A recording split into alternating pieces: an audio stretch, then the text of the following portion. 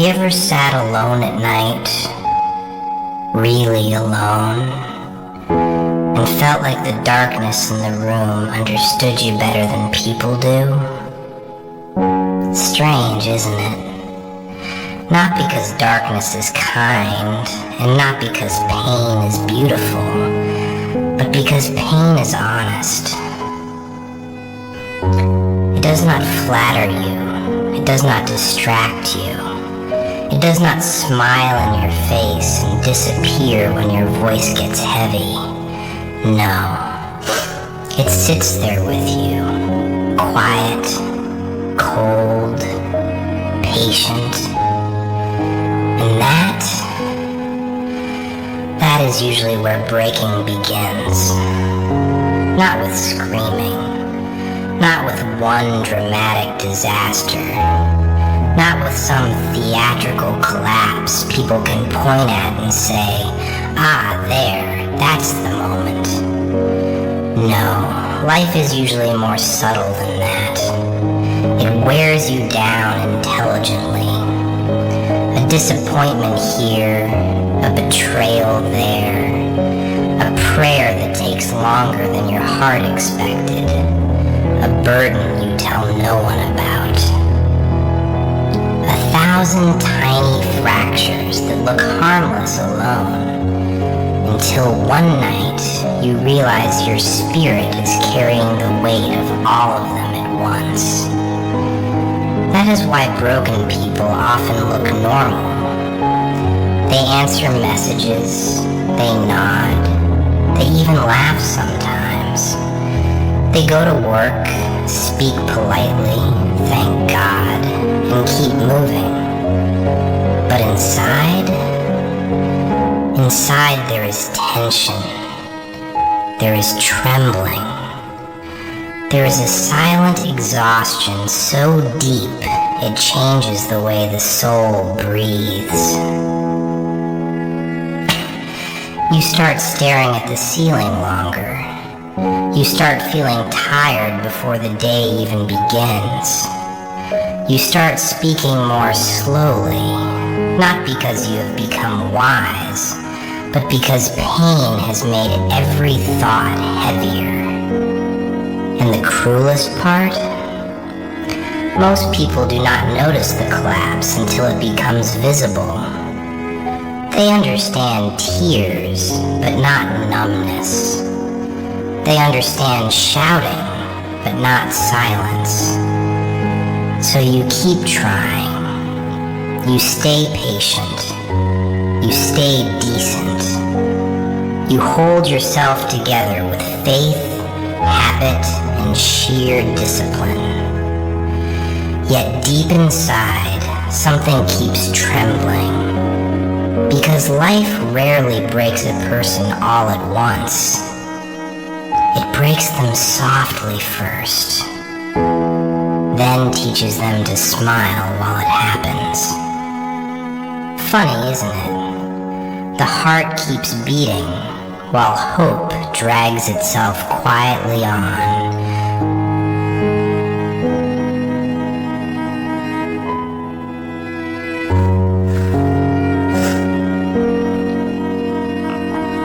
And after that, something even stranger happens. You stop expecting rescue. Not because you hate people. Not because you have lost all faith in goodness. No. It is because disappointment has a way of educating the heart. Quietly. Repeatedly. Brutally. After enough unanswered pain, the soul begins to adapt. It lowers its voice. It hides its needs. It becomes careful with hope. That is what many people never understand about suffering. They think pain always makes noise.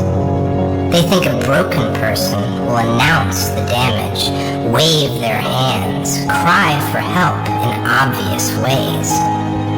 But often, the opposite is true.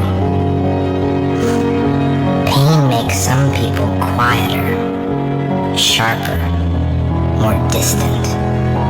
Not because they feel less, but because they feel too much. You begin to measure your words. You begin to laugh at the right moments so no one asks questions. You say, "I'm just tired." Because that sounds simpler than telling someone your heart has been carrying invisible weight for too long. And little by little, exhaustion becomes part of your personality. People call you calm, mature, reserved.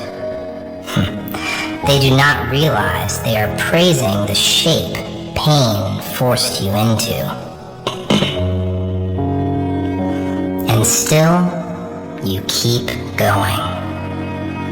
That is the part no one claps for. The private courage, the silent discipline, the decision to remain decent when life has given you every excuse to grow cold. To keep praying, to keep trying, to keep speaking gently, even when there is a storm behind your ribs. That is not weakness. That is a form of strength only broken people understand. Because when life breaks you, it reveals something terrifying and something sacred. Terrifying because you learn how fragile the human heart really is. Sacred because you also learn how much it can survive without making a sound. So if you are in that season now, if your smile feels heavy, if your nights feel longer, if your chest feels full of words you cannot explain, breathe. Not everything trembling inside you is the end. Sometimes it is the soul struggling to heal in the dark.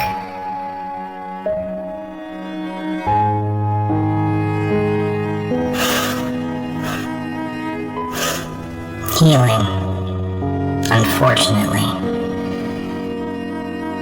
does not always feel holy when you are inside it.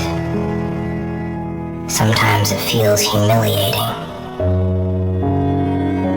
Sometimes healing looks less like light and more like confusion. Less like victory and more like surviving one more evening without falling apart in front of the wrong people. That is the ugly truth no one puts on posters. Recovery is not always graceful. It stutters, it hesitates, it circles back to old wounds and touches them with trembling hands just to make sure they still hurt. And when they do, you realize pain has memory. It remembers tones of voice. It remembers rooms. It remembers promises. It remembers the exact hour your chest first learned that not everything you love will stay gentle. And that is why, even after the storm passes, the body keeps listening for thunder. The danger may be gone, but the nervous system still sits by the door like a frightened guard who has forgotten how to rest. So you become complicated. You want peace, but you mistrust it. You want love, but you study it too closely. You want rest, But your mind has been at war for so long that silence itself feels suspicious. Funny, isn't it? The very thing you beg for can start to scare you when you finally get near it. And still, there is something noble in the struggle. Because every day you do not let bitterness own your tongue. Every day you do not let sorrow turn you cruel. Every day you choose patience over poison. You are doing invisible work, sacred work.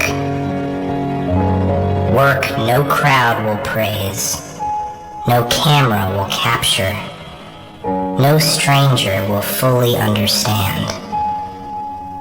But heaven sees, your soul knows, and that is enough.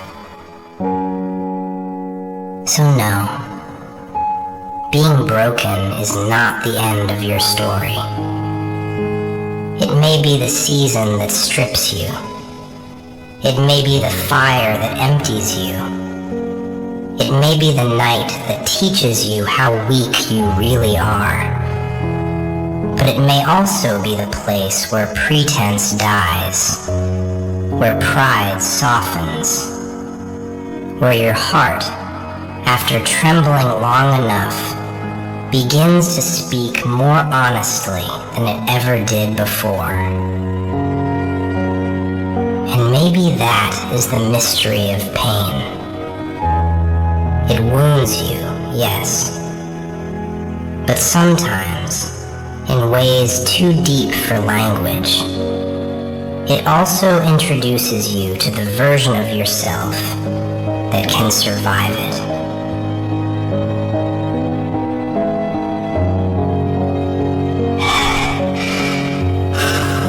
And that version of you, the one that survives, is rarely the same person who first entered the pain. That is what grief, disappointment, and silent exhaustion do to a human being. They do not always destroy you in the dramatic way people imagine. Sometimes they reshape you in private, slowly, patiently, almost intelligently.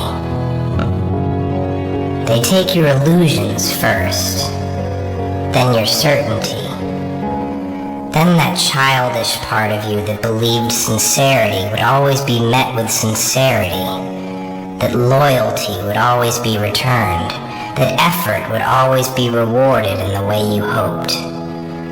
And when those illusions fall apart, you stand there looking like the same person on the outside, but inwardly,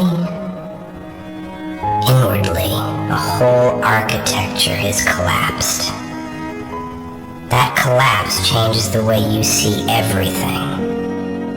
You begin to notice how many people only love the easy version of a soul, the smiling version, the useful version, the version that asks for nothing, explains nothing, breaks nowhere visible.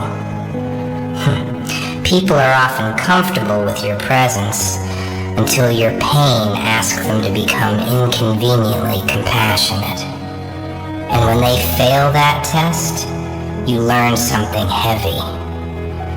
Not everyone who stands near your life is built to carry the truth of it. So you adapt.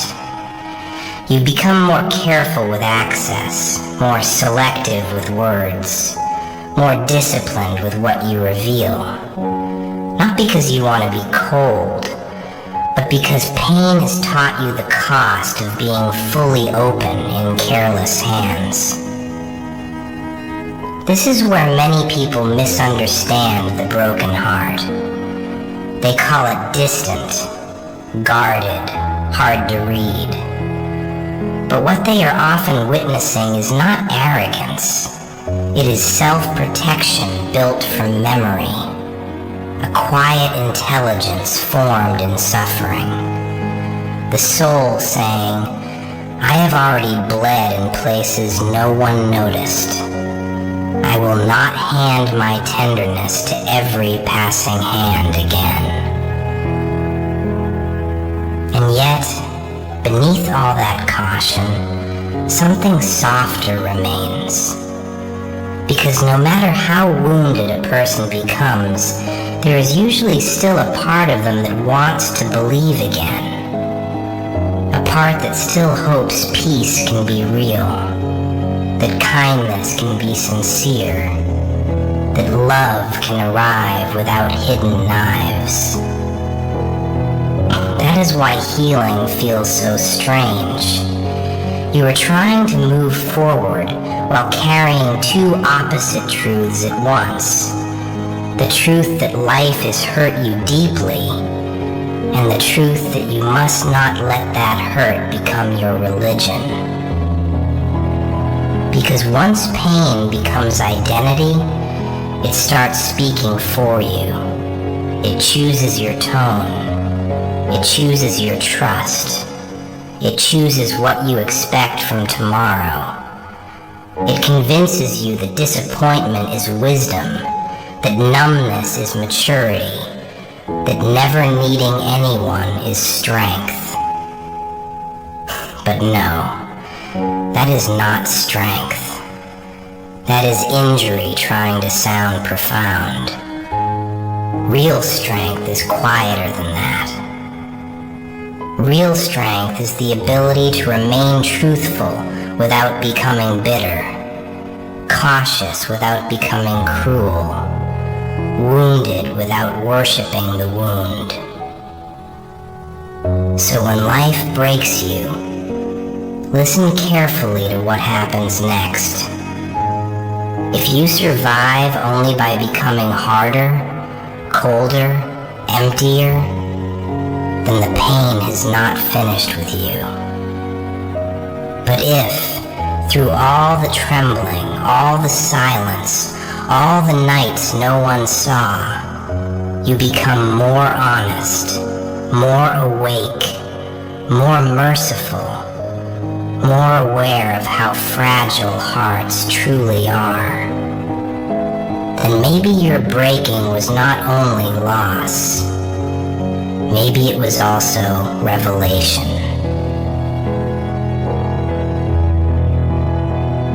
Not the kind that makes you loud, the kind that makes you real.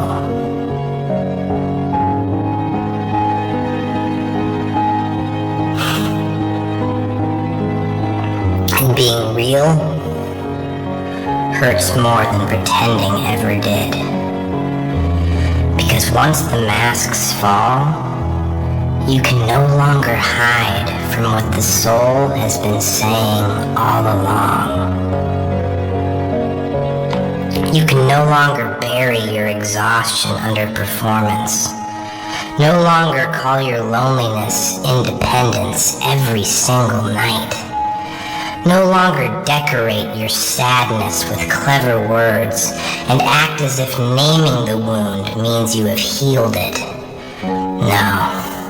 Truth is much less dramatic than that. Truth is a person sitting in silence, feeling the full weight of what they have survived, and realizing that survival itself has a cost. That cost is often invisible. It shows up in hesitation, in overthinking, in the way your chest tightens when something feels too good, too calm, too safe. It shows up in how quickly your mind prepares for loss, even while your lips are still learning how to smile again. It shows up in your need to read between every line, to study every shift in tone, every delay, every absence, every tiny change in warmth. Not because you enjoy suspicion, but because pain once taught you that disaster rarely arrives screaming. Usually it arrives politely, quietly, wearing a familiar face. And so you become alert.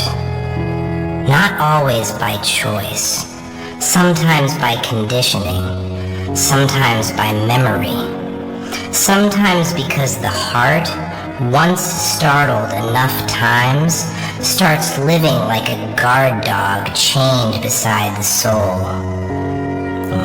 Even peace has to introduce itself very slowly to someone who has been ambushed by life too many times. Even kindness can feel suspicious when it arrives after a season full of confusion. That is why broken people often ruin good moments by preparing for the ending before the beginning has even had time to breathe. But here is the tragedy and the mercy. The tragedy is that pain can train you to expect what wounded you. The mercy is that God did not create the heart only to endure injury. He also created it with the ability to recover, to soften again without becoming naive, to grow wiser without becoming empty. Healing is not forgetting what happened. It is learning how to remember it without letting it dictate your future. It is carrying the memory with steadier hands. It is refusing to let yesterday become a tyrant over every tomorrow. That takes work. Quiet work. Repetitive work. Humbling work. The kind no one sees when you choose not to send the message your anger wants to send. The kind no one sees when you sit with your sadness instead of letting it poison your tongue. The kind no one sees when you keep your prayers sincere, even while your heart feels tired and your mind feels crowded. That is strength. Not the loud kind people admire online. The hidden kind. The kind that trembles and continues anyway. So yes, when life breaks you, something in you may collapse. Your assumptions may collapse. Your old innocence may collapse. Your certainty in people may collapse. But if you stay honest, if you stay patient, if you stay close to what is true and refuse to worship your bitterness, then what rises after the collapse may be stronger in the purest way. Not louder, not colder, not crueler, just deeper. And sometimes, deeper is what saves you.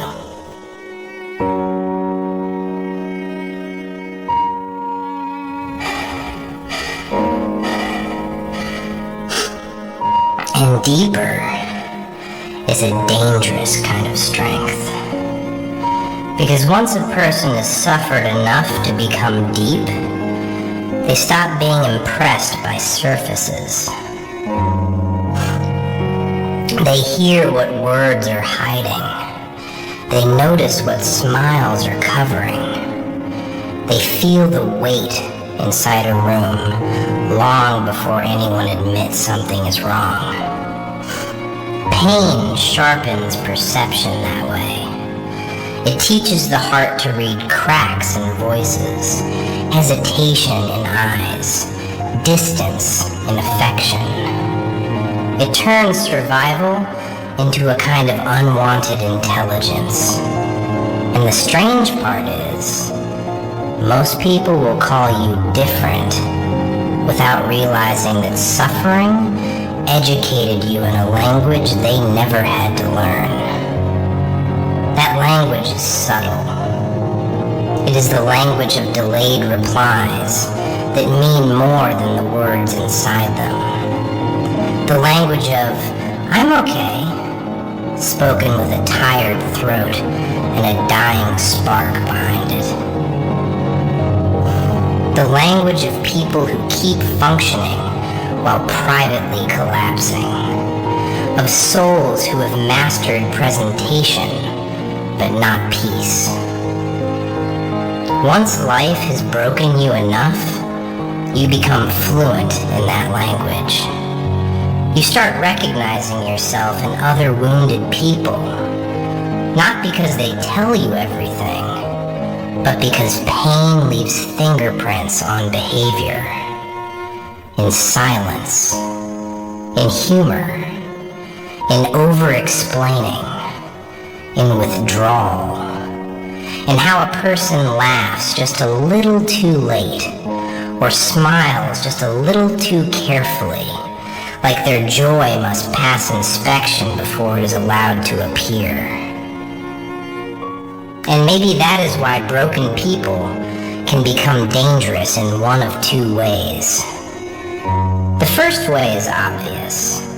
They can become bitter, hard, manipulative, cruel in that polished, intelligent way that comes from knowing exactly where the human heart is weakest.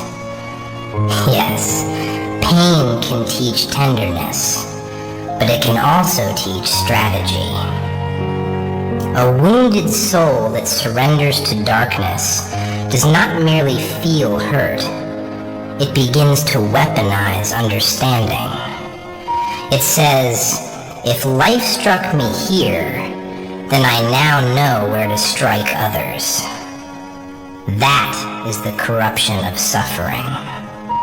The wound stops being a wound and becomes a method. But there is another kind of danger. The danger of becoming too awake, too real, too difficult to deceive. Because once you have watched your own illusions die, you stop worshiping appearances in other people. Compliments do not seduce you as easily. Charm does not control you as easily. Promises do not intoxicate you as easily. You begin to value consistency over excitement, truth over intensity, peace over performance. And to shallow people, that kind of healed awareness feels threatening. Why? Because they can no longer move you with cheap warmth and borrowed sincerity. They can no longer feed on your innocence. You are not easy to impress anymore, because your soul has already seen what happens when beautiful things are hollow. Still, there is sadness in that wisdom, a real sadness, because part of you remembers who you were before all this, before the overthinking, before the guardedness, before the nights that taught you how loneliness can echo inside a chest, before you learned that some people love your light but disappear when they are asked to sit with your darkness. There is grief in outgrowing the softer version of yourself. Even when growth is necessary, even when wisdom is holy, there is grief in realizing innocence does not survive every fire. And yet, there is mercy here too. Because maybe life did not strip you just to make you colder. Maybe it stripped you so you would stop confusing intensity with love. So you would stop calling anxiety intuition. So you would stop offering sacred parts of your soul to people who only came to borrow warmth from it. Maybe the breaking was not only about pain. Maybe it was about revelation, about seeing clearly, about learning that not every open door is from God. Not every emotional pull is truth. Not every attachment is safety. Real healing teaches discernment. It teaches a person how to remain soft without becoming available to destruction. It teaches the soul how to forgive without reopening every gate. How to love without kneeling before human approval. How to hope without making an idol out of outcomes. And when that begins to happen, you do not return to who you were. You become someone quieter, someone steadier, someone harder to fool, but easier to trust.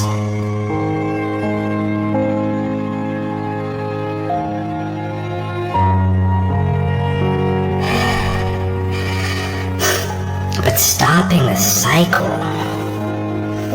does not happen in one heroic moment. It happens in small decisions that feel almost invisible while you are making them. The decision not to answer pain with performance. The decision not to romanticize what nearly destroyed you. The decision to stop calling chaos passion just because it was intense enough to make you feel alive. That is one of the most dangerous confusions a wounded heart can fall into, mistaking emotional violence for meaning, mistaking instability for depth, mistaking the familiar ache for love simply because the soul has grown used to carrying it. And once that confusion settles in, a person can start rebuilding their whole life around what hurts them. That is why healing is not merely emotional. It is intellectual, moral, spiritual. It asks you to examine what pain has taught you, and then ask a harder question. Which lessons were wisdom? And which lessons were poison wearing the face of wisdom? Because suffering teaches many things, but not all of them deserve to stay. Some lessons protect you, others imprison you. Some teach discernment, others teach suspicion so constant that mercy can no longer breathe inside you. A damaged heart can become very clever at explaining its own cages. It can call isolation peace, numbness strength, and distrust maturity.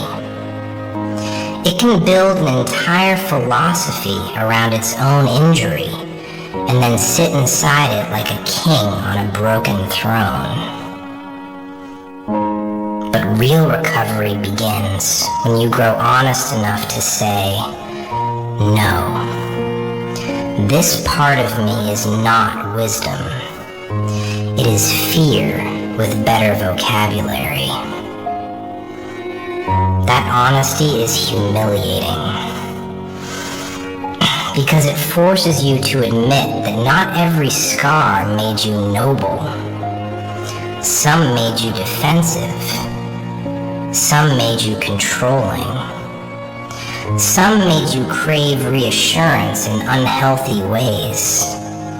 Some made you test people before they had even done anything wrong. Pain can make a person more compassionate, yes, but it can also make them exhausting to themselves. Hyper-aware, hyper-vigilant, always measuring, always preparing, always bracing. And living that way is tiring in a place so deep that even sleep cannot fully reach it. So the work becomes this: to keep the insight, but not the paranoia. To keep the softness, but not the naivety. To keep the caution, but not the coldness. To keep the memory, but not let it become prophecy. That balance is sacred. Because a person who has suffered and remained teachable becomes something rare. They become someone who can sit with another person's pain without rushing to decorate it. Someone who does not panic at sadness. Someone who understands that not every silence is rejection. Not every tear is weakness. Not every delay is indifference. They become gentler in the right places and firmer in the necessary ones. They stop chasing intensity and start protecting peace. They stop begging to be chosen and start asking whether what is choosing them is even healthy enough to enter their life. And maybe that is one of the quiet miracles hidden inside suffering.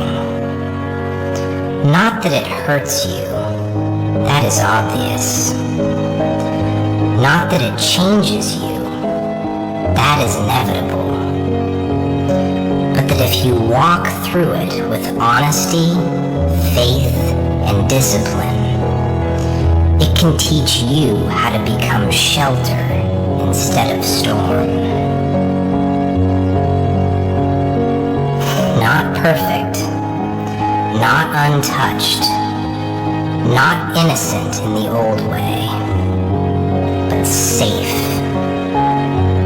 And after everything life has taken from you, becoming safe may be one of the most beautiful forms of strength left.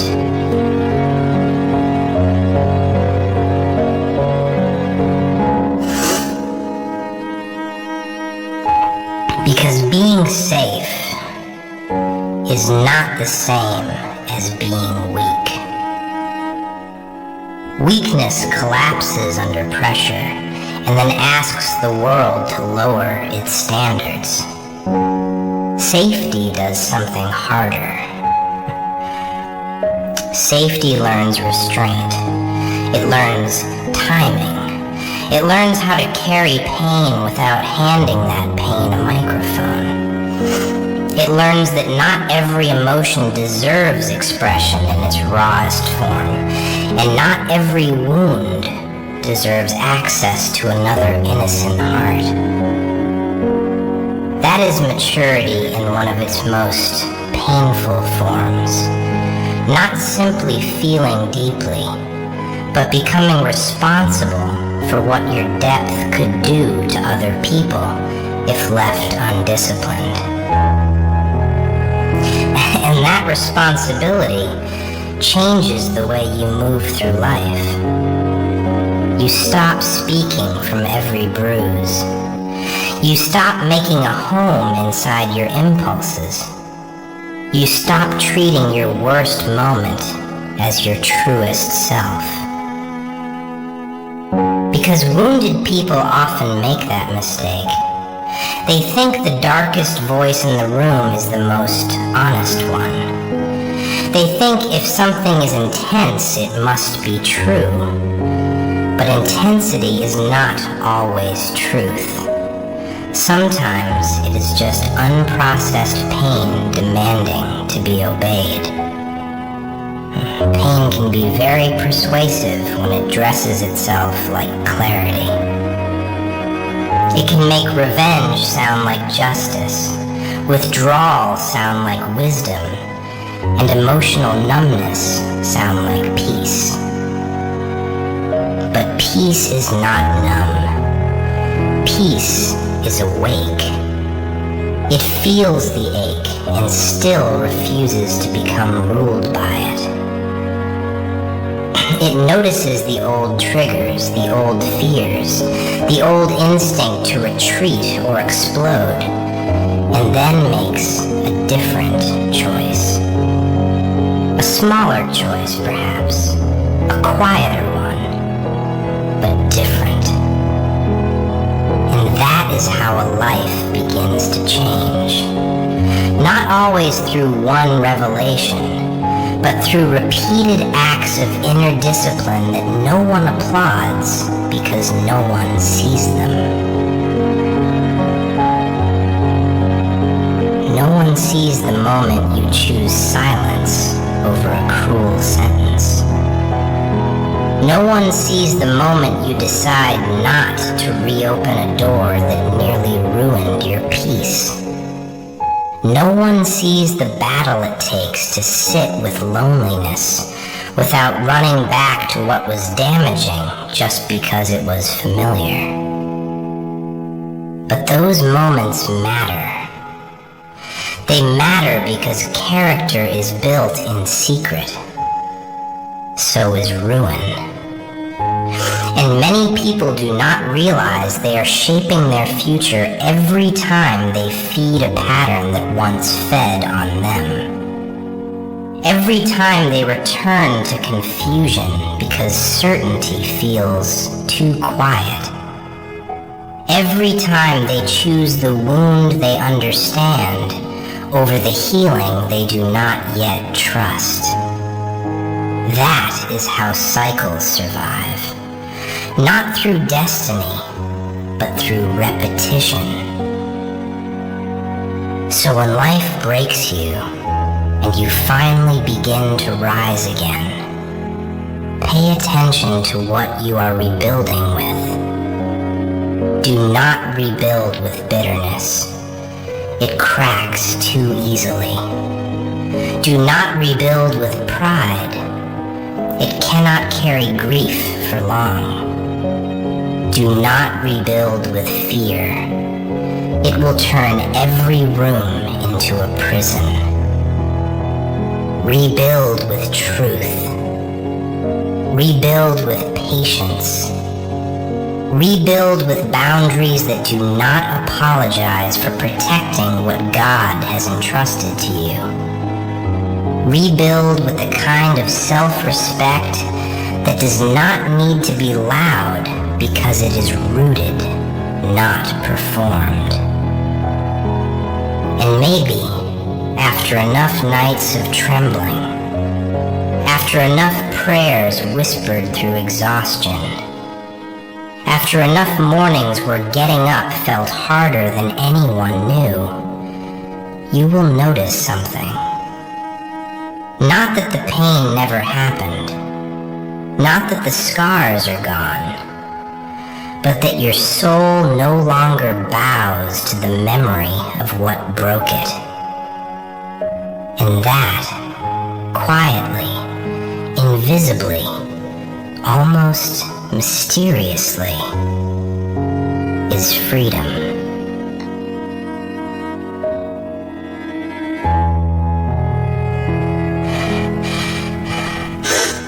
Freedom, of course, does not always feel the way people imagine it will.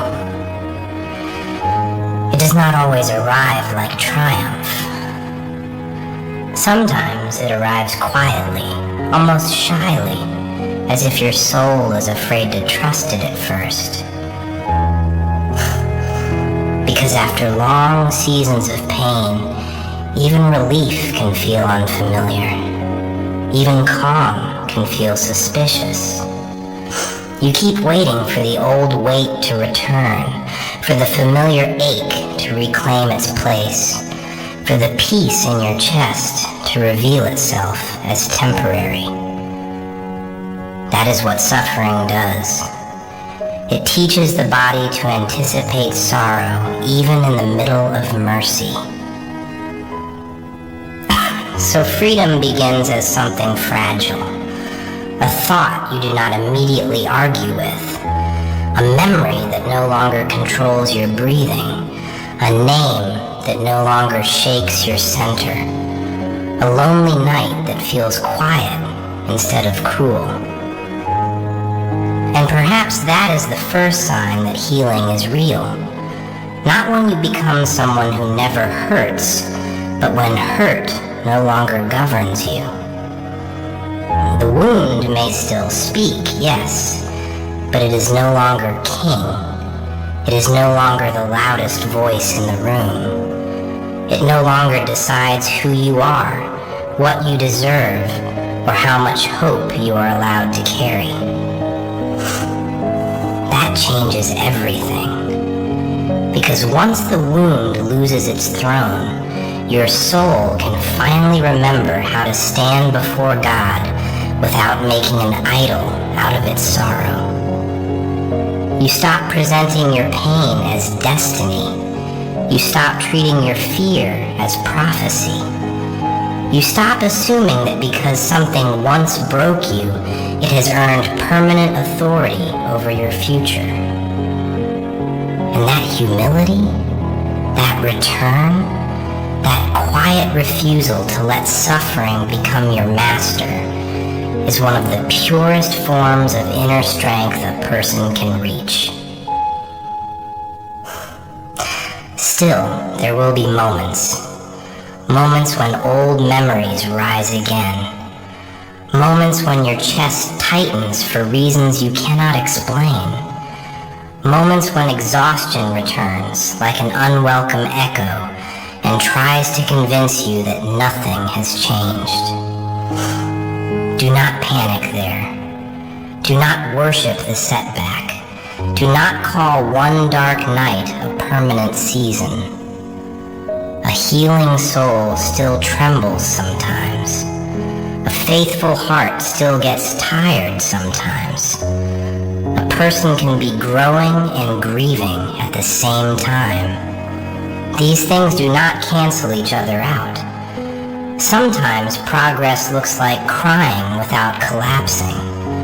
Sometimes it looks like remembering without returning. Sometimes it looks like feeling the old ache and still choosing the new path. And maybe that is what makes freedom sacred. Not that it erases the past, but that it loosens its grip. Not that it makes you untouched, but that it makes you unowned. So if life broke you, and if you are still here, and if your heart is still trying, still praying, still dragging itself toward light, even with trembling legs and tired eyes, then listen carefully. You are not only surviving, you are being taught how fragile people are, taught how precious peace is, taught how dangerous false comfort can be, taught how necessary truth is when everything else begins to shake. And one day, by the mercy of God, you may look back at the person who thought they were finished and realize they were not finished at all. They were being emptied. They were being uncovered. They were being led painfully, slowly, honestly, toward a life no longer ruled by what once broke them.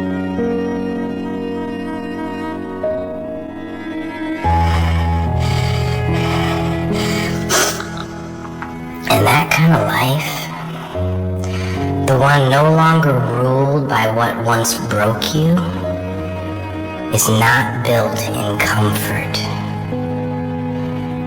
It is built in the quiet aftermath, in the long, ordinary hours where no miracle seems to be happening, where the heart still feels tender, the thoughts still feel heavy, and the soul still has to choose what it will believe before the evidence becomes easy. That is where real transformation hides. Not always in dramatic revelations, not always in one perfect prayer, not always in a single morning where everything suddenly makes sense. More often, it hides in repetition, in returning to truth again and again, while your emotions keep trying to drag you back to older versions of yourself. Back to fear, back to self-doubt, back to the exhausting instinct to measure your worth by how little pain you feel on a given day. But healing was never meant to be measured that way, because some days you will feel strong and still be fragile. Some days you will feel tired and still be growing. Some days you will look calm on the outside while fighting a whole war inside your chest that no one else can hear. And if you judge yourself only by the noise of that war, you will miss the deeper miracle. The fact that you are still standing in it without becoming it. Pain loves to be dramatic. It wants every bad moment to feel permanent, every memory to feel prophetic, every tremor to feel like proof that you are still trapped. But not every tremor is a collapse. Sometimes it is only the old weakness leaving your system in slow, uneven waves. That is why patience becomes such a sacred discipline. Not passive patience, not the kind that does nothing and calls it faith. Real patience. The kind that keeps your heart from making reckless agreements with despair. The kind that refuses to say, because I feel broken tonight, I must still belong to the thing that broke me. No, feeling the ache is not the same as surrendering to it. Remembering the wound is not the same as bowing to it. Temptation is not identity. Grief is not destiny. Exhaustion is not the final definition of your soul. Those distinctions matter, especially in the dark. Because the dark is where pain starts speaking in absolutes. Forever, never, ruined, finished, unlovable, too late. And if you do not guard your inner world carefully, you will start treating those whispers like revelation. But they are not revelation. They are echoes. Echoes from old fear. Echoes from old wounds. Echoes from nights when your chest felt so tight you mistook survival for failure because surviving did not look beautiful enough. And maybe that is one of the deepest lies wounded people believe. That if their healing does not look graceful, it must not be real. But who taught you that? Who told you that growth must be elegant to count? Who told you that trembling disqualifies courage? Who told you that because you still have scars, you must still be owned by the knife? No. Some of the most honest forms of strength look messy up close. They look like tears in private and discipline in public. They look like saying less because you are learning to protect your spirit, not because you have nothing to say. They look like walking away from what your loneliness still craves, because your soul has finally learned that relief and ruin can wear the same face. They look like praying while tired, obeying while confused, and choosing dignity while your emotions beg for something louder, faster, easier. And over time, that hidden discipline changes you more than pain ever could by itself. Because pain can expose you, yes. It can strip you, humble you, slow you down, and force you to see what comfort once allowed you to ignore.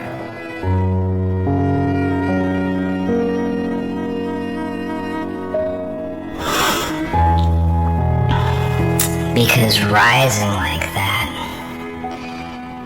is not the same as returning to who you were. In fact, some of the deepest healing in a human being begins the moment they stop trying to recover their old self exactly as it was. That older self may have been sincere, yes. Hopeful, yes. Tender in beautiful ways, yes. But it was also untested, unaware. Perhaps too trusting of appearances, too willing to confuse attention with care, too eager to call every emotional spark meaningful. Pain does not always improve a person, but it does reveal where innocence was carrying illusions inside it. And once those illusions are gone, the goal is no longer to become untouched again. The goal is to become true. That word matters. True.